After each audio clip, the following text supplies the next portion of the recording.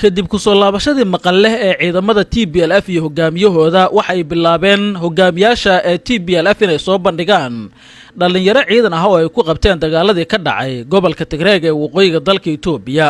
saacadihii la soo dhaafay tiro kor u dhaafaysa 6,000 oo dagaalame oo dagaalada ay sheegeen inay ku qabteen ayay soo bandhigeen xisbiga TPLF. qaarkood dhaawacyo ayaa ka muuqday halka kuwa kalena ay ahaayeen kuwa bad qaba, isla markaasina waxay sheegeen inay ka mid ahaayeen ciidamadii duulaanka ku soo qaaday xogaga TPLF ee ka arriminaya gobolka Tigreeg ee waqooyiga dalka Itoobiya. uma isa kala saarin ciidamadan in ay yihiin kuwii ka yimid dhinaca Itoobiya ee ka tirsanaa ciidamada militariga dawladda Itoobiya iyo ciidamadii dhankooda ka soo dagaal galay Eritrea. waxaase xoguhu ay tibaaxayaan in ciidamadan labada dhinacba ay iskugu jiraan. dhinaca kale waxaa soo baxay durba tuhun ku aadan in ciidamadan ay qayb ka yihiin ciidamada Soomaalida ee qaramada midoobay ay sheegteen ay ka dagaalameen gobolka Tigreeg ee waqooyiga dalka Itoobiya. ilaa xogogaal ah oo si weyn ugu xiran xukuumadda maqalle ayaa waxay sheegayaan in ciidamadan 6,000 gaaraya ay ka mid yihiin Soomaali walow TPLF markay soo bandhigaysay aysan kala qaadin.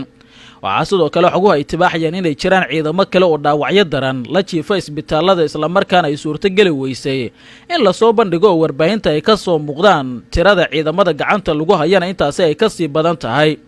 durba qaar ka mid ah saadaaliyaasha siyaasadda iyo xubno ka tirsan qaramada midoobay ayaa shaaciyey tuhunka ah in ciidamo Soomaali ah ay ka mid yihiin kuwii ka dagaal galay gobolka Tigreeg ee waqooyiga dalka Itoobiya, sidoo kalena ciidamada gacanta lagu hayo ay ku jiraan dhalinyaro Soomaaliyeed.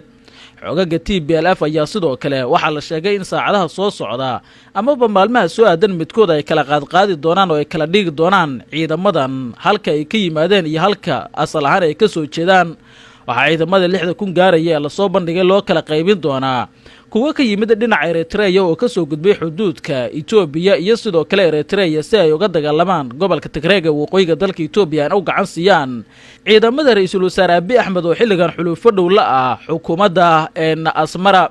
waxaa sidoo kale la sheegay in gooni loo soo bandhigi doono ciidamada laga qabtay militariga dawladda Itoobiya, sidoo kalena haddii ay jiraan ciidamo kale oo dagaalkaasi ka qayb galay sida kuwa Soomaaliyeed ee tuhunka laga muujinayana gooni ayaa loo soo bandhigi doonaa. waxaa arrintan haddii ay caddaato ayna soo bandhigaan xogaga TPLF dhalinyaro Soomaaliyeed oo ka dagaalamay waqooyiga dalka Itoobiya gobolkaasi dhacay ee Tigreeg ay cayb ku tahay madaxda dawladda federaalka Soomaaliya oo si jees uga hadlay eedeymaha qaramada midoobay u soo jeedisay ee ku aadan ciidamo Soomaaliyeed inay ka dagaal galiyaan gobolka Tigreeg.